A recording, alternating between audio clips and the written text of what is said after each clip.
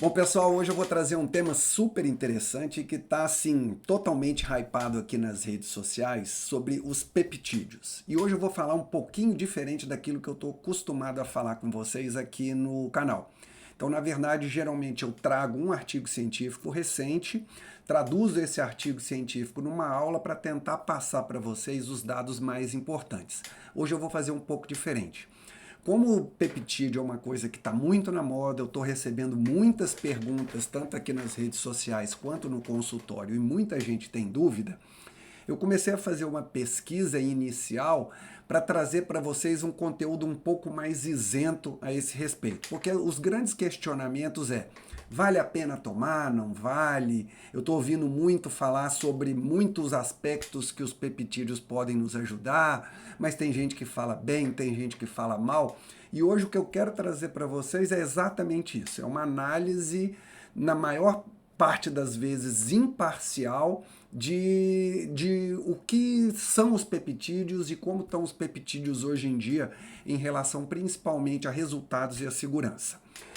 Enquanto eu estava fazendo as pesquisas para fazer esse vídeo, eu achei um podcast de um médico que eu gosto muito, que é o Peter Attia, e ele resumiu muito bem o que seria um conjunto de informações a respeito dos peptídeos. Eu vou trazer nessa aula, então, o que? Vai ser um resumo de um podcast que ele tem, de mais ou menos umas 2 horas esse podcast. Eu vou tentar resumir, trazer a opinião dele, tá? Então, tudo que eu estou falando aqui está baseado neste podcast e no final eu falo a minha opinião pessoal. Então vamos começar sobre o assunto, que é, na verdade, o quê? É o paradoxo do peptídeo. De um lado, a gente tem a ciência legítima, de outro lado, esse mercado cinzento que eu vou explicar aqui para vocês o que seria. Então, toda vez que a gente for falar de um medicamento, a gente tem algumas forças que puxam aí, forças de interesse mesmo, que puxam esse medicamento para ser aprovado ou não. Entre eles, o seguinte: a primeira coisa seria uma plausibilidade biológica. O que seria isso? Biologicamente, será que esta medicação ou esse peptídeo ele tem alguma lógica naquilo que ele está prometendo entregar? Ele tem um mecanismo de ação viável? Ele, pelo menos teoricamente, consegue entregar aquilo que ele fala? Isso é um dos critérios que a gente tem que levar em consideração. Um outro critério é a promessa clínica, que é o quê? Se você tomar este peptídeo, ele vai causar isso, isso, isso. Isso são promessas clínicas que têm a ver com uma plausibilidade biológica. Porém, existe uma outra força que puxa, e puxa de forma muito significativa, que é o quê? Lucro, que é a comercialização desenfreada. São pessoas que produzem certas substâncias que de qualquer maneira eles vão querer te convencer a comprar essas substâncias, sejam elas substâncias eficazes ou não.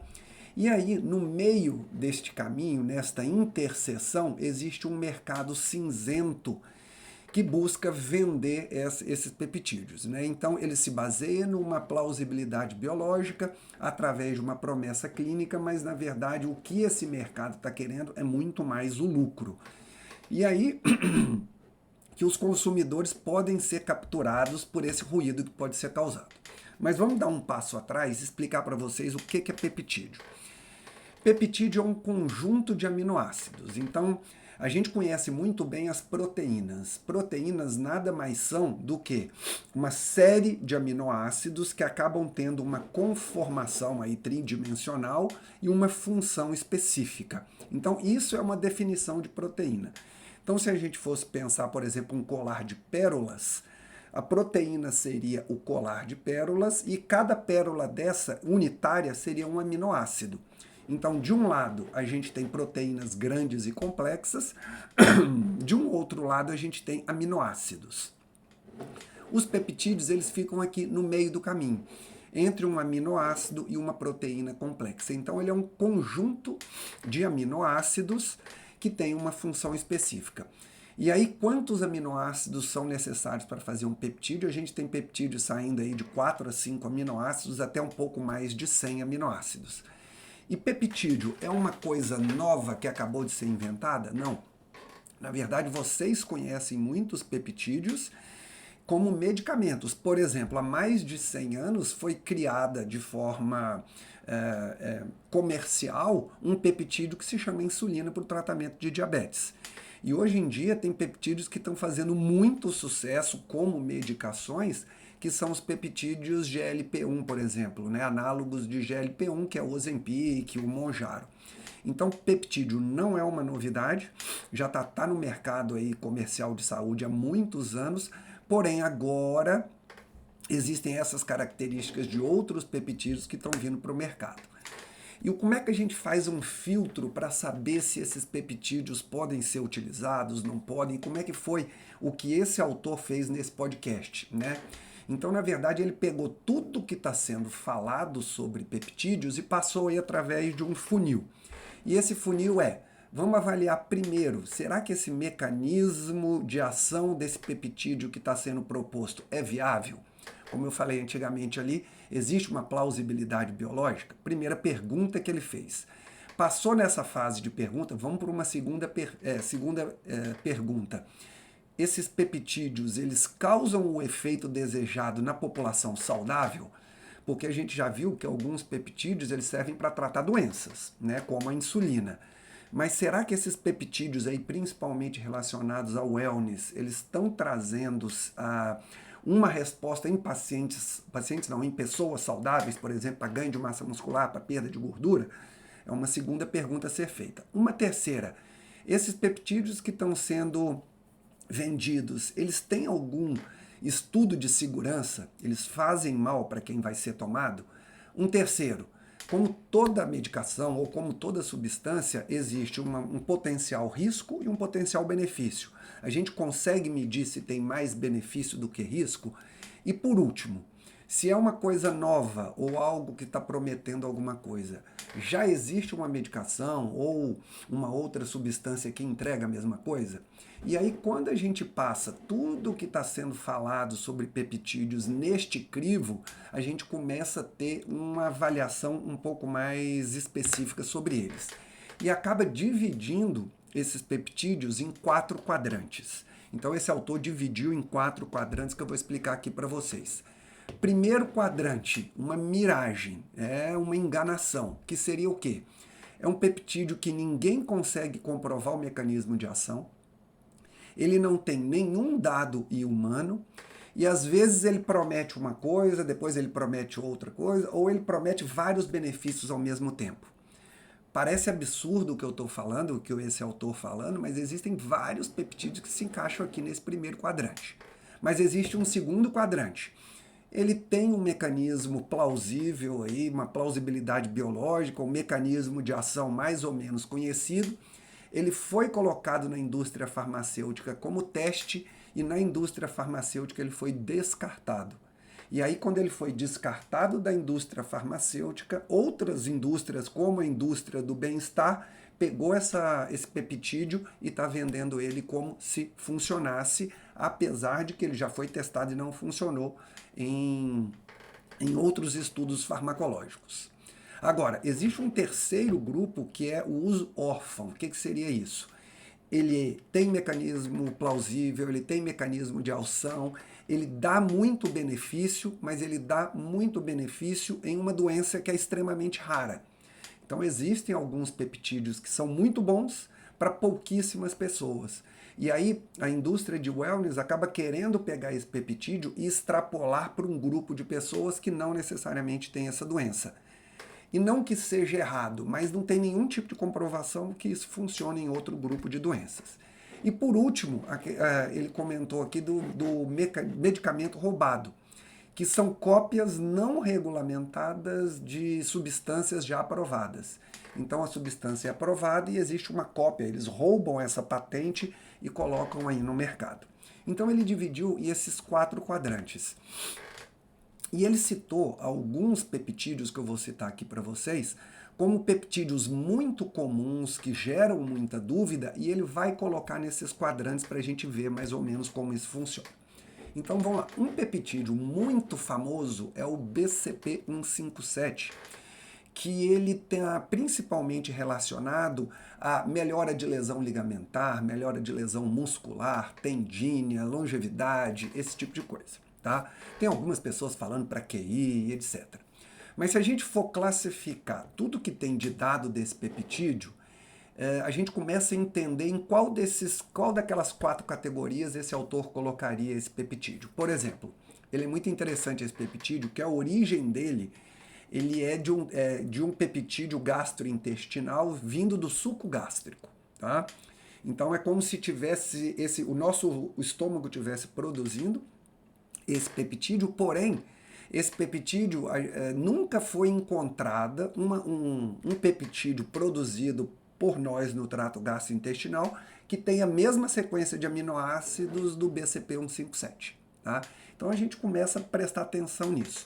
Uma outra coisa que é interessante, 80% dos dados publicados do BCP157 vem exatamente do mesmo laboratório. Então quase tudo que saiu sobre esse BCP157 vem de um mesmo laboratório. Esse peptídeo ele é originário da Croácia na década de 90. E nesses quase 35, 40 anos, quase todos os artigos são do laboratório que criou esse peptídeo, tá? O autor principal da maioria desses artigos, ele é sócio desse laboratório, tá? Ele tem uma indústria que foi a única indústria que está tentando patentear esse BCP157. Então, quando você começa a ir depurando um pouco mais os dados, você percebe que tem muito conflito de interesse e surgem muitas dúvidas. E uma outra dúvida que surge é um peptídeo que oferece tantas promessas assim, depois de 30, 40 anos de formado, não tem nenhum artigo científico publicado em humanos de forma estatisticamente coerente ou de forma, quando a gente vai falar de pesquisa científica, uma pesquisa científica significativa. Então, de acordo com a classificação desse autor, ele colocaria naquela miragem, que seria aqui, ó, esse grupo 1, que é 0 mecanismo, 0 dados em humanos e promessas que variam das mais significativas possíveis. E esse é um tipo de peptídeo que é muito comercializado. Mas vamos para um outro tipo de peptídeo, esse aqui, o melanotan 2. Esse é conhecido nos Estados Unidos como o peptídeo da Barbie, tá? Por quê? Porque ele é um peptídeo que escurece a pele, dá um tipo de bronzeamento com menos necessidade de exposição ao sol. Ele também pode ajudar em mulheres com desejo sexual hipoativo. Em homens ele pode aumentar ou melhorar a questão da ereção e ajudar na questão sexual. Então, se a gente for ver, é um peptídeo único que tem várias funções. Então, uma das características desse peptídeo é que ele atira para todo lado. Ele não é algo característico dos peptídeos, inclusive, que é muito bom dos peptídeos, de ter uma ação direta com pouco efeito colateral. Ele pode ter um pouco mais, tá? De efeito colateral. Existem riscos descritos como melanoma, priapismo, náusea intensa, apesar de que também não existe uma correlação direta com o uso desse peptídeo e doenças tão graves assim como o melanoma. E seguindo aquele funil de perguntas que o autor fez, existem algumas alternativas em relação a um peptídeo que tem pouco dado? Existe sim. Existem 2 alternativas no mercado americano que eles são muito mais direcionados para receptores específicos e com isso dá uma resposta específica. Por exemplo, aqui ó, o Vilesse, que ele está direcionado principalmente para a questão de libido feminina, principalmente, e o Senesse aqui, que ele está relacionado principalmente à questão de pigmentação.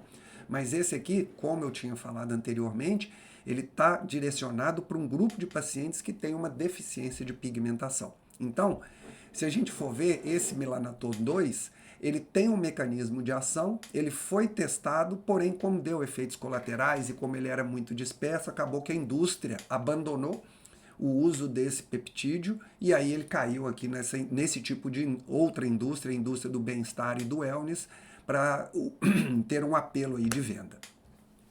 Bom, um terceiro peptídeo que é muito comum é o CJC1295. E qual que é o benefício proposto para esse peptídeo? Ele mimetiza um hormônio que este hormônio chama GHRH, ele vai liberar o hormônio do crescimento.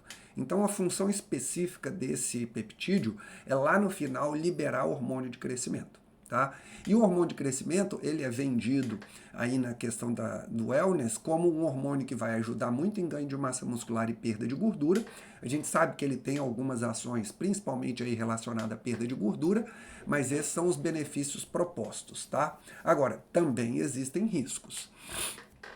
E é interessante, assim, que durante o estudo desse CJC 1295, teve uma morte num paciente, na verdade esse estudo ele foi feito em pacientes HIV, que esses pacientes HIV eles tomam uma medicação que causa lipodistrofia, que é o acúmulo de gordura visceral que a gente sabe que é muito ruim, principalmente ali hepática, que é muito ruim para esse paciente. Então essa medicação é para esse tipo de paciente, para queimar essa gordura visceral e aí melhorar a questão metabólica do paciente.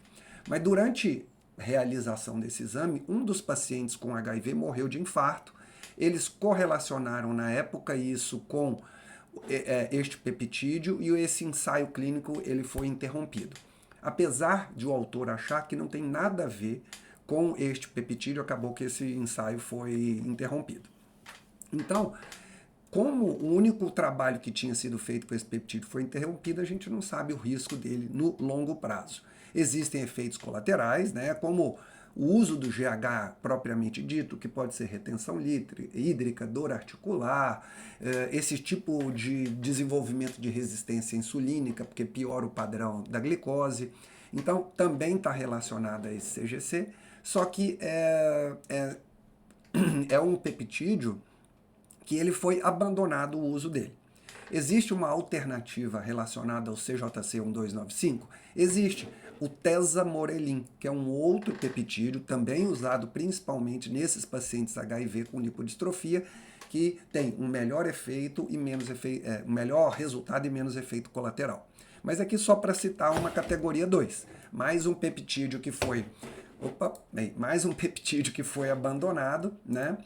E que existe uma alternativa melhor para ele. Bom, continuando aqui, SS31 é um outro peptídeo muito comum e ele está relacionado àquilo que a indústria do wellness e aquilo que a gente que estuda sobre longevidade sabe muito bem, está relacionado à mitocôndria. Então deixa eu explicar para vocês. É um peptídeo testado, é um peptídeo aprovado, mas ele está aprovado principalmente numa síndrome que se chama síndrome de Barth. Essa síndrome de Barth é uma síndrome extremamente rara e que está relacionada a um problema mitocondrial e isso gera uma deficiência de produção de energia. Então a gente sabe que a mitocôndria é a organela da célula responsável por produção de energia. E se você tiver uma alteração nessa organela, você vai comprometer de forma significativa a produção de energia e a vida dessa pessoa. E essa síndrome é exatamente isso. Então foi criado este peptídeo, o SS31, para agir nessa síndrome, e ele realmente age, estabiliza essa membrana interna da mitocôndria e melhora muito a vida dessas pessoas. Porém, o que a indústria hoje está querendo dizer? Que esse peptídeo serve para a síndrome de Barth, ok? Ele já foi testado, é um peptídeo bom, porém agora está querendo extrapolar este resultado para pessoas saudáveis. E aí é que entra o problema, porque na verdade todos os testes foram feitos com Barth, deu resultado.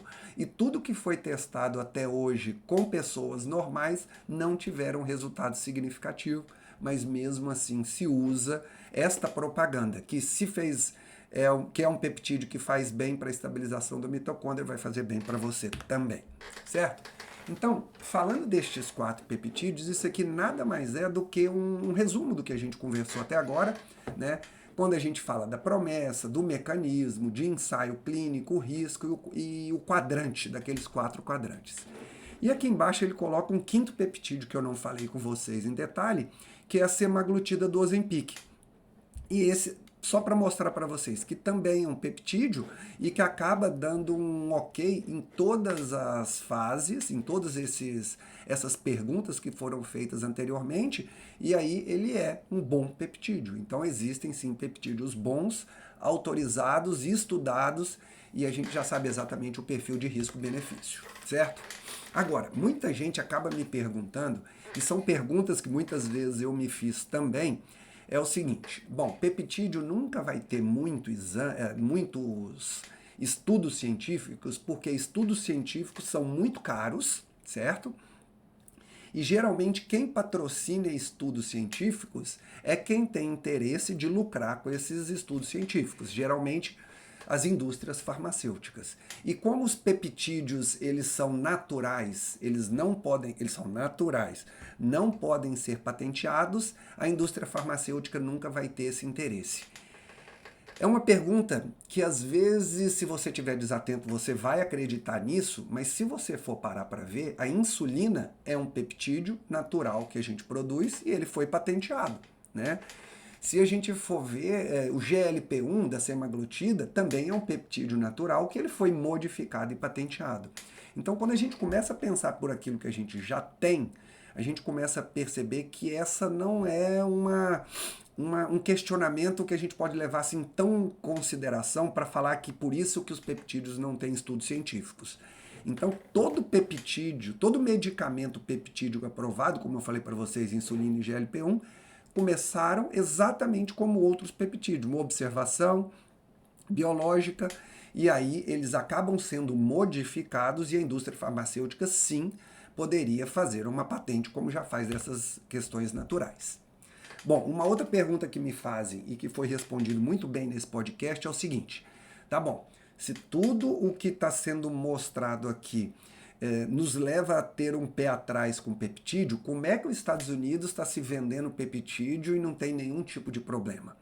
E aí é uma outra coisa que a gente tem que ficar atento, que é o seguinte: existe uma brecha na lei e essa brecha na lei está sendo aprovada. Então, primeira coisa, o FDA americano é mais ou menos como se fosse a nossa Anvisa brasileira. Ela não tem poder de polícia. Ela não vai investigar o médico que está prescrevendo peptídeo. Isso seria a responsabilidade dos conselhos. Mas o FDA, que é a nossa Anvisa, que cuida das medicações, lá nos Estados Unidos, ele tem um papel um pouco mais reativo. Ele só age de forma direta quando existe uma caracterização de um mal que está sendo feito à população. Então, uma medicação está causando muito mal, ele aí age, certo? Então, os peptídeos, a gente vê que na maioria das vezes são muito bem tolerados. O que não quer dizer que eles funcionam, né? Estão dizendo assim, eles são muito bem tolerados, não está causando mal para ninguém, então o FDA não vai lá em cima. Porém, os peptídeos, eles também, nos Estados Unidos, eles não podem ser vendidos como tratamento, tá? E aí que entra a brecha da lei. Porque, na verdade, o que acontece? Nos Estados Unidos, ele é vendido como material para pesquisa. Então, se a gente for ver, os peptídeos, quando você vai procurar nos sites ou nas próprias embalagens, ele está uso restrito para pesquisa, não para tratamento ou não para consumo humano. Quando é para pesquisa, libera você comprar e fazer a sua pesquisa em você mesmo. Nos Estados Unidos é um pouco diferente do Brasil. Então, isso é uma brecha legal que as pessoas utilizam para vender os peptídeos, por exemplo, nos Estados Unidos. Então, ele opera numa lacuna. O produto é legalmente classificado como o quê? Como um reagente de laboratório. Se ele é um reagente de laboratório para se fazer testes laboratoriais, ele pode estar isento de testes pré-mercado, certo? Então, teoricamente, apesar de todo mundo saber, ele é vendido como um teste de laboratório. Bom, mas existe a possibilidade de eu fazer um estudo para ver se esse peptídeo que eu estou comprando tem pureza. Existe. São testes mais complicados, são testes metabolômicos, mas o que esse teste te mostra? Esse teste te mostra se você está comprando exatamente aquilo que estão vendendo e qual o grau de pureza daquilo que você está comprando. Beleza? Ele te mostra isso. Porém, ele não te mostra esse produto que você está comprando é estéril ou ele é contaminado. Esse produto tem ou não tem endotoxina, que é algo que pode fazer uma reação imunológica no nosso corpo. Esse produto, depois que foi transportado, ele teve uma agregação molecular e ao invés de peptídeos, que a gente falou que são moléculas pequenas de aminoácidos, ele pode ter se transformado em uma molécula complexa e aí você ter uma reação imunológica. Esse peptídeo, durante o trajeto, durante a armazenagem, durante a venda e a aplicação na sua casa, ele pode ter sido degradado? Pode, certo? E uma outra coisa, como ele não está sendo passado por pré-testes e como ele não está sendo avaliado de forma significativa, você não sabe se tem garantia naquele lote que você está comprando. Beleza? Bom, e existem ainda os peptídeos gastrointestinais orais, né? O peptídeo oral, desculpa, esse peptídeo oral faz sentido tomar ou não? Então, como eu falei para vocês, peptídeo um contínuo de aminoácidos, como se fossem as proteínas. E quando a gente come proteína, quando a gente ingere proteína, essas proteínas são degradadas aonde? No nosso estômago. Então existe a grande possibilidade que grande parte destes peptídeos eles são hidrolisados no estômago e chega biodisponível no nosso sangue menos de 1%. E aí não só os peptídeos desse mercado cinzento, inclusive os peptídeos de mercado da indústria farmacêutica também muitas vezes não se consegue sucesso exatamente por isso. Resumindo, o podcast desse paciente, desse médico, Peter Attia, o que ele fala sobre peptídeos como mensagens finais? O que a gente precisa exigir? A gente tem que exigir dados científicos e não histórias de sucesso por pessoas que estão querendo vender para vocês o peptídeo, certo? Então, testemunho de internet, substâncias milagrosas que causam tudo, sem nenhum tipo de ensaio clínico, a gente, no mínimo, tem que pôr um ponto de interrogação. A gente precisa respeitar os riscos. A gente sabe que peptídeo, na maioria das vezes, é bem tolerado, mas é uma substância que a gente está colocando para dentro que vai ter alguma alteração biológica. Qual vai ser essa alteração biológica? Na maioria das vezes, no curto prazo, a gente não está percebendo muito risco, mas e no longo prazo? A gente não sabe exatamente a forma como a gente tem que usar esses peptídeos. E o que pensar desses peptídeos? Eu acredito, o autor neste podcast acredita que peptídeo vai ser uma classe de medicação ou de substância que vai ser muito importante. Principalmente porque a indústria consegue manipular para que ele seja muito específico para aquilo que a gente quer. Mas a gente ainda está um pouco longe daquilo que é considerado o ideal para a gente defender de forma tão significativa assim. Bom, resumindo, acabei aqui a discussão do podcast desse autor, depois eu vou colocar aqui embaixo como vocês podem ter acesso a isso. Agora eu vou colocar a minha opinião pessoal como médico e como pessoa que trata pacientes e que estão recebendo essas dúvidas de forma significativa o tempo todo. Eu sempre fui da medicina mais tradicional, sou radiologista. Nos últimos 5 a 6 anos eu comecei a estudar muito a questão dessa área da saúde, principalmente com foco em prevenção, longevidade, etc. O que abriu minha cabeça para muitas coisas que antigamente eu não tinha estudado. Então, o que eu era antigamente um pouco mais preconceituoso, hoje eu sou muito menos preconceituoso. Por quê? Porque muitas dessas substâncias têm muita defesa científica. Então, quando a gente vai falar de antioxidantes, anti-inflamatórios, etc., tem muita coisa publicada. Agora, quando a gente vai para o peptídeo, a gente percebe que grande maioria dos peptídeos que hoje estão no mercado, eles não têm nenhuma liberação em nenhuma parte do mundo. Este é um ponto. Mas até mais importante do que isso, a maioria desses peptídeos não tem nenhum estudo em humanos. A grande maioria desses estudos, quando existem, são em ratos, cachorro, gato e etc. Tá?